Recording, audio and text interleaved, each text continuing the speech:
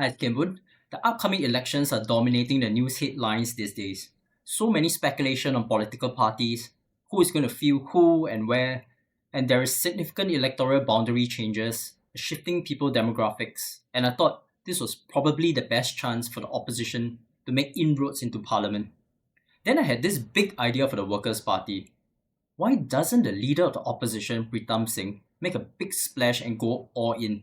Not unlike Mr. Low Tia Kiang in the 90s. At the last election,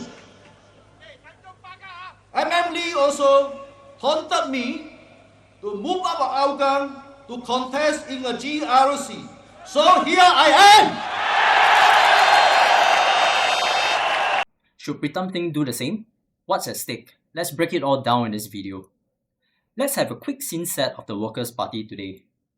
The heart of the party is in Hougang, and the Workers' Party, starting with Mr. Low, has represented Hougang since 1991. Even the intervention of former Prime Minister Mr. Goh Chok Tong in 2006 and departure of Mr. Low to contest in other elections had no effect on the popularity of the Workers' Party in the region, hovering above 60% of the votes consistently. Safe to say, Hougang is a stronghold for them. Next, surrounding Hougang, we have Aljunied GRC. In 2011, the team led by Mr. Low and many of the current executive committee won it. This was a watershed moment for the opposition, marking the first time they had won a GRC in Singapore's political history. On top of that, this was against all odds, against a sitting and popular Foreign Affairs Minister, Mr. George Yeo. And the victory was not accidental either, with over 54% of the votes won.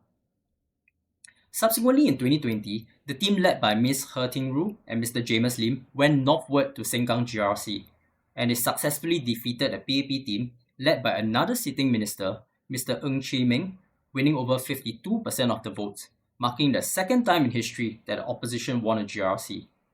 So you could say that the Workers' Party has really built on the Hougang story over more than a decade. Fast forward to 2025, the Workers' Party has changed significantly. Mr. Low has since stepped down. Mr. Pritam Singh is now the WP chief and leader of the opposition. Two key members had stepped down due to an extramarital affair, and Mr. Singh himself was convicted of lying under oath. This has raised the questions on how much defense the Workers' Party has to play in this election.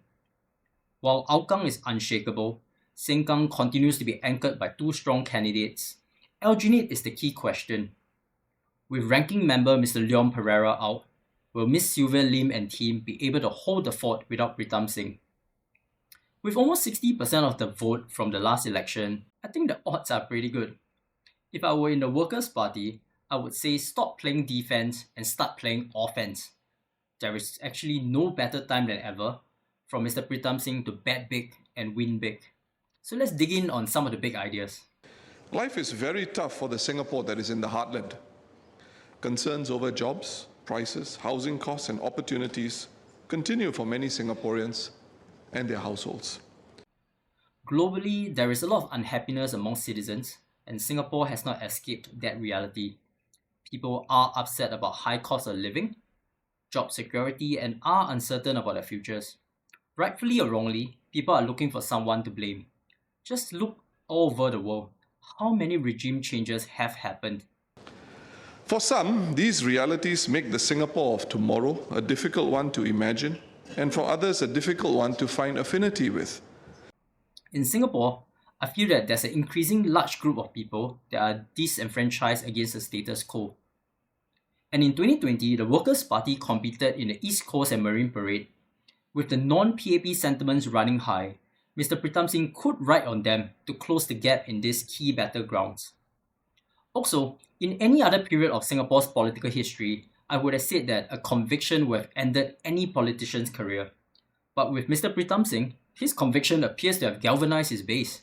And these positive sentiments could carry well in places where the WP have already made significant inroads.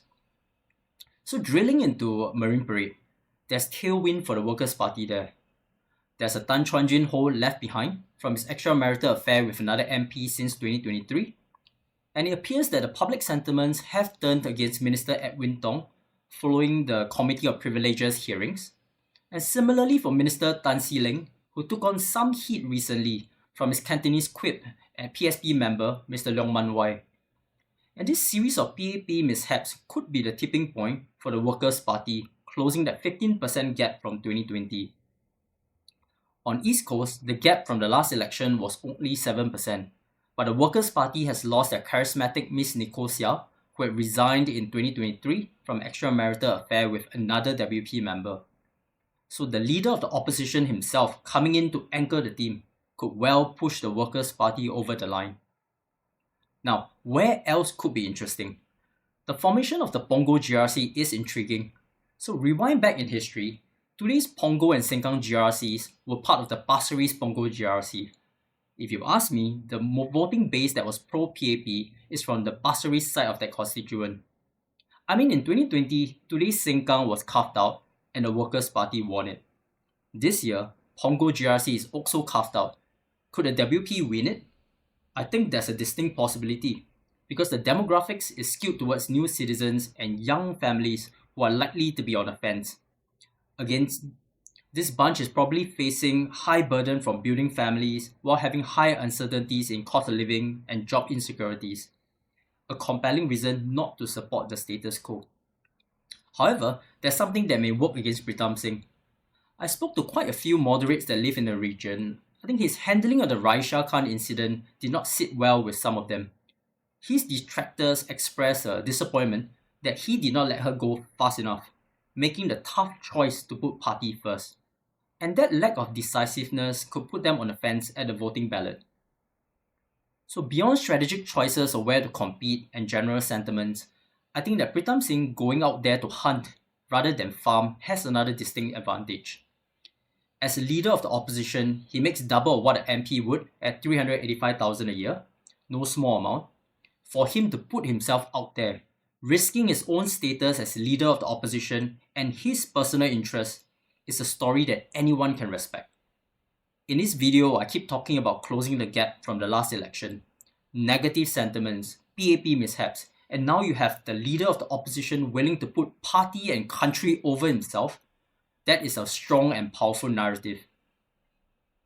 Alright, so that was my idea of how the Workers' Party could get on an all-out offensive, having Pritam Singh put himself on the line, go big or go home. What are your thoughts? Do you agree or disagree? As usual, I'd love to hear what you have to say in the comments. Until next time, this is a Red Dot Perspective.